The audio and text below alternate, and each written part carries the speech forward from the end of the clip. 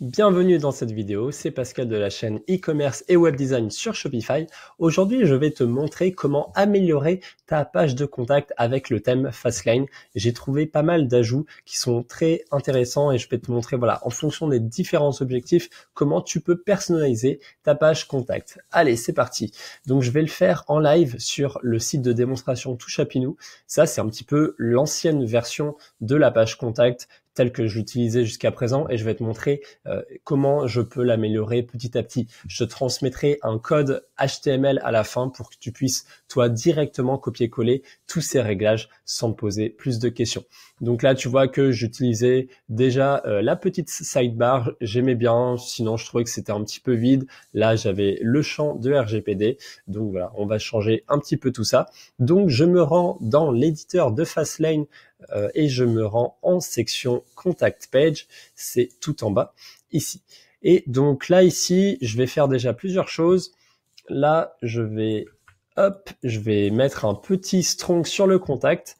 Même d'ailleurs, j'aime bien de plus en plus mettre les titres en majuscules. C'est quelque chose, même je le mets directement en place dans le CSS. Je fais souvent H1, H2, H3, je mets toi en majuscule avec la fonctionnalité Text Transform Uppercase.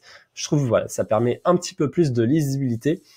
Ensuite, là, c'est ici que ça va être intéressant.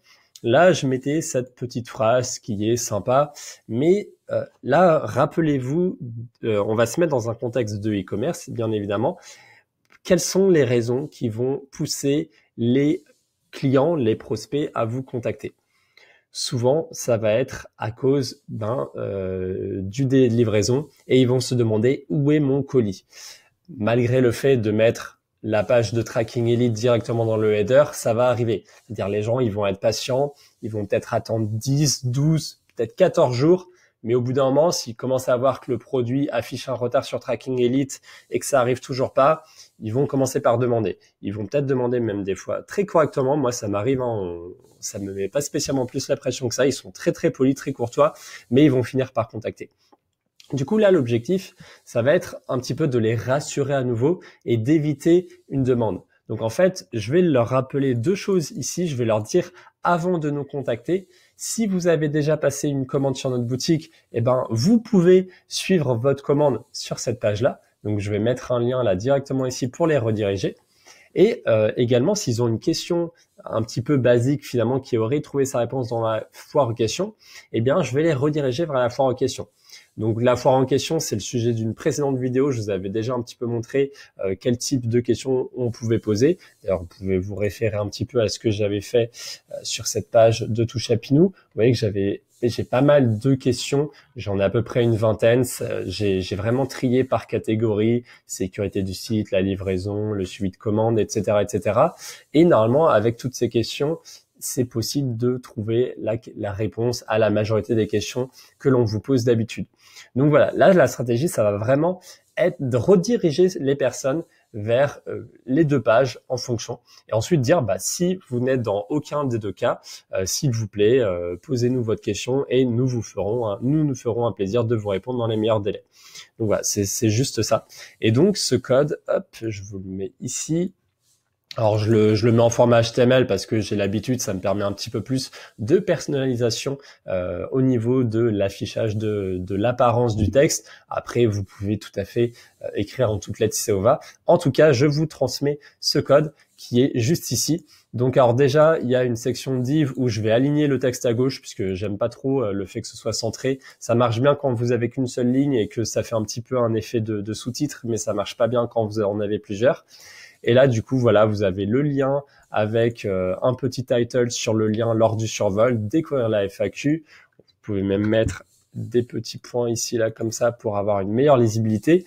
Là, le lien, à chaque fois, vous voyez que je mets pas la racine du nom de domaine. Comme ça permet pour n'importe lequel d'entre vous, du moment que vous avez cette extension d'URL pour la foire en question, eh bien, ça marche. Sinon, il vous suffit de le modifier. Là, ici, vous avez donc cliqué ici pour la FAQ qui sera le lien en question.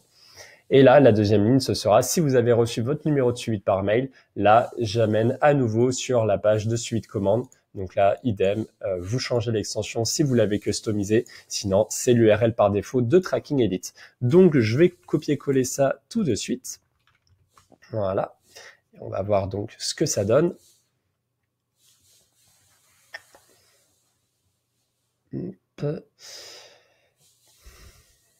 Là, on attend que ça charge un petit peu.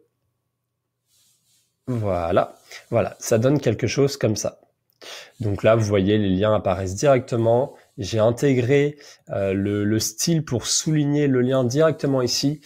J'ai fait ça parce que souvent les liens, j'ai un réglage CSS qui s'applique à l'ensemble des liens. Et là, je voulais vraiment que ce réglage, il s'applique par-dessus. Donc voilà, comme ça au moins vous avez le lien. Vous voyez même qu'il y a une petite couleur, ça devient un peu plus sombre sur vol. Ça, vous pouvez tout à fait le gérer directement dans Général et avec, par exemple, vos réglages de liens. Vous pouvez faire comme ça ce que vous voulez. Et du coup, maintenant, on va changer aussi une petite chose. Là, avant, j'aimais bien mettre le italique, mais maintenant, j'aime plus trop faire ça. Je trouve que c'est pas spécialement pertinent.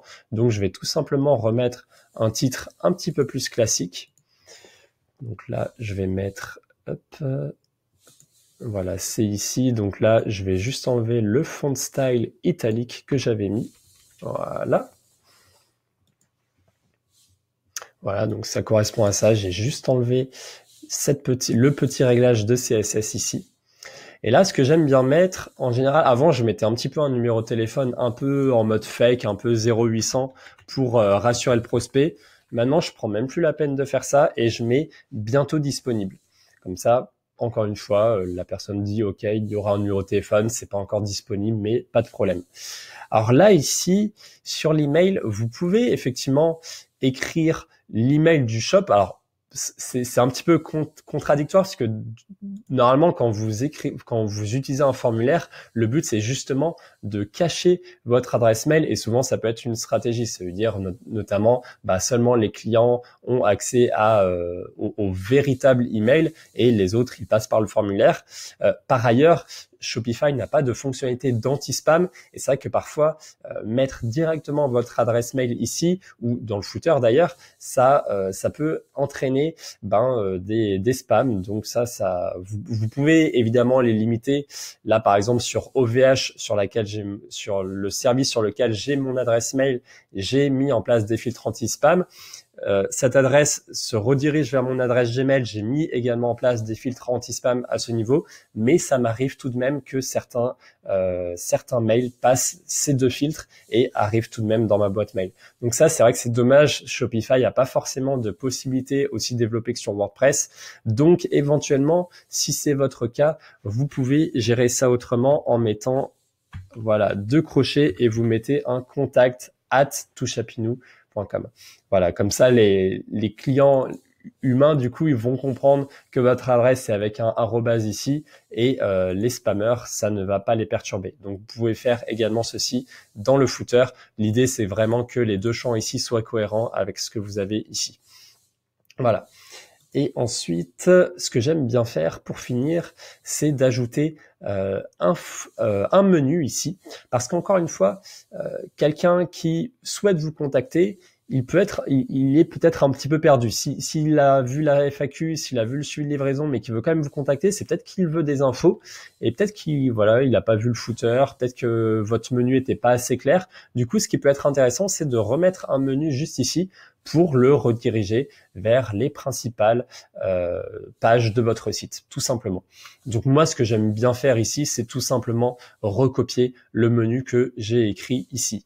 D'ailleurs, même remarque que je vous ai fait pour le titre, j'ai de plus en plus tendance à mettre des majuscules. Vous voyez là, j'ai tendance à l'écrire en majuscule également. Même les actions de boutons, je mets en majuscule. Après, surtout, ça dépend des fois aussi du branding du logo. Là, comme j'ai mis des minuscules, je laisse comme ça.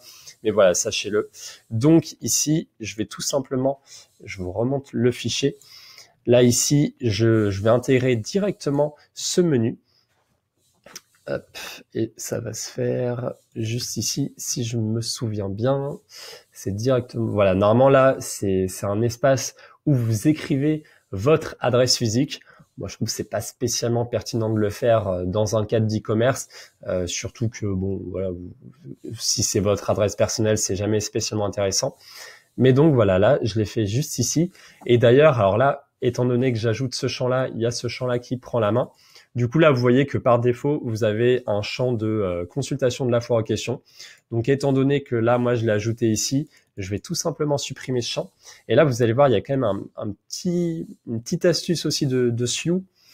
C'est là, vous allez voir comment ça s'ajoute. En fait, il va voir que comme vous laissez vide ce champ-là, ça va créer une petite erreur. Voilà, translation missing, FR contact, etc. Du coup, là, ce que je fais, je l'ai écrit juste ici. Je mets ce petit symbole qui, en fait, représente un espace en HTML. Donc voilà, j'écris juste ça. Et en fait, ça va, comme il va voir qu'il y a finalement un caractère qui est écrit, ça va tout simplement laisser vide et il va enlever ce message. Voilà. Donc du coup, finalement, vous avez ça, vous avez un petit espace. Moi, j'aime bien, ça fait la différence entre les deux. Voilà. Pour une dernière chose, éventuellement, là, je crois que c'est du CSS que j'ai géré. Normalement, vous avez le texte en noir, mais c'est vrai que là, moi, j'avais mis du CSS. Donc là, dans cette nouvelle configuration de page, moi, j'enlève les couleurs un petit peu comme ça. Je préfère laisser en noir. Donc là, voilà, je mets juste des petits crochets pour désactiver et ça devrait revenir noir. Voilà. C'est vrai que finalement, j'ai de plus en plus tendance à enlever un petit peu les liens en bleu, les choses comme ça. Je préfère que ça soit un petit peu plus sobre. Et pour finir, c'est vrai que moi, je m'embête de moins en moins avec le réglage de RGPD. C'est bien qu'il existe, mais voilà, je préfère l'enlever. Ça, des fois, les personnes, elles prennent un peu peur, etc. Elles se disent, ouh là là, il va récupérer mon adresse mail. Donc voilà, je considère que les gens savent ce que c'est la RGPD. Voilà, je vais pas récolter leur mail plus que ça. De toute façon, il y a pas de récolte mail via le formulaire de Fastlane. Donc comme ça, voilà, pas de problème. Je les embête pas. Voilà. Et là, je crois que j'avais aussi mis un petit réglage CSS à l'époque. Voilà, il est là. Bon, bref, après ça, c'est vous. De toute façon, vous ne l'avez pas de votre côté. Mais voilà, je l'enlèverai pour que ce soit un petit peu mieux aligné avec la deuxième partie. Mais voilà, vous voyez qu'ici, j'ai donc customisé la page contact en mettant finalement des informations pertinentes, en cachant voilà la RGPD qui pour moi ça embêtait plus le client qu'autre chose. Et vous voyez que finalement la page contact a une meilleure redirection. D'ailleurs, sur beaucoup de boutiques, je n'inclus même plus la page contact dans le header, puisque le header me sert plutôt à mettre en multi-produit soit toutes les collections et en monoproduit, finalement je le laisse vide. Comme ça, finalement le contact est ici. Donc si en général une personne arrive sur la page contact, voilà, elle est sans doute un petit peu perdue et faire tout ça, finalement, ça permet de qu'elle s'y retrouve un petit peu plus. Un dernier mot peut-être. C'est si par exemple vous avez une page contact sur un site de consulting comme je peux l'avoir ici, vous voyez que c'est pas les mêmes objectifs. Là, mon but c'est plutôt d'être prospecté sur cette page de contact. Je vais plus avoir une négociation de contrat à venir ou un besoin de la part d'un client. Donc évidemment, c'est pas le même objectif que sur une page d'e-commerce. Là, moi finalement, j'incite sur cette page les personnes à me contacter, contrairement à cette page e-commerce où au final, quand vous commencez à avoir du volume, vous voulez un petit peu limiter les demandes des clients. En général, c'est plutôt rare finalement qu'un prospect vous envoie des informations pour passer un achat et ça m'arrive en tout cas moi plus rarement. Ça peut arriver dans certains types de niches, ça peut dépendre. Mais voilà, comprenez en tout cas bien les objectifs que vous voulez définir avec votre page contact et ensuite personnalisez-la de manière différente. Là ici pour moi, ça me paraît pas spécialement utile de rediriger vers un menu, étant donné que je reçois des fois un peu de spam, j'ai mis ici le et voilà, après le RGPD, je m'embête pas du tout non plus avec ça. Et voilà, moi l'idée c'est vraiment d'inciter le contact avec cette page. Donc voilà, c'était le mot de la fin. J'espère qu'en tout cas cette vidéo vous a plu. Donc comme promis, je vais vous transmettre ce fichier qui sera disponible sur ma page Facebook si vous écrivez directement en message le mot-clé contact. Donc voilà, vous pouvez y accéder en allant sur le lien est dans la description, mais c'est m.me/Pascal Fastlane et comme ça vous pourrez récupérer ce code gratuitement. Si tu as bien aimé cette vidéo, eh ben, je t'incite à mettre un petit like et un petit commentaire. Ça me permet toujours de toucher plus de personnes et donc de vivre de mon activité.